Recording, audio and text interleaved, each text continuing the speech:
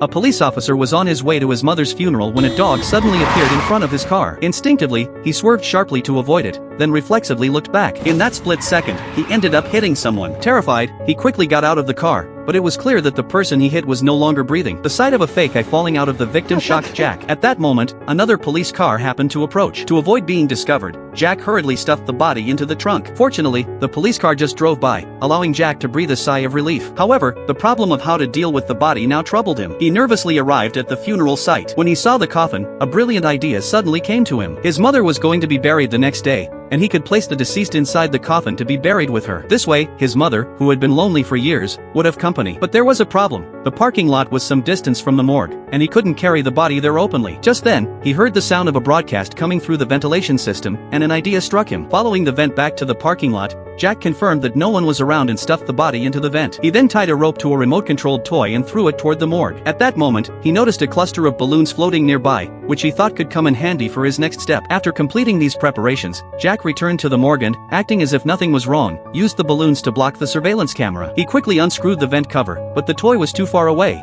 and the remote control signal couldn't make the toy move forward. He had to stretch his arm as far as possible. Unexpectedly, as the toy moved, it made a noise, which was overheard by a cleaning lady outside. Scared, she quickly went to find security. Meanwhile, Jack was desperately pulling the body. Unfortunately, the body got stuck at the corner of the vent. In the security room, the guard noticed the surveillance camera's oddity and called his colleague to investigate. Realizing the body was stuck, Jack wrapped the rope in his jacket and pulled with all his strength. After much effort, the stuck body finally began to move again. By this time, the guards were getting closer and closer. Inside, Jack quickly opened the coffin, placed the heavy body inside, closed the lid, and hurriedly hammered the coffin nails down using his shoe. Just when Jack thought everything was finally settled, a phone started ringing from inside the coffin. He suddenly remembered that he had forgotten to take the phone off the body. In a panic, Jack wanted to open the coffin lid, but the security guard had already reached the door. There was no way he could retrieve the phone now. However, as soon as the guard entered, the phone unexpectedly stopped ringing. It seemed that Jack's mother was pleased with her new companion and had protected him. The guard motioned for Jack to remove the balloons blocking the camera. As Jack walked out of the room, he collapsed from relief. The next day, during the burial,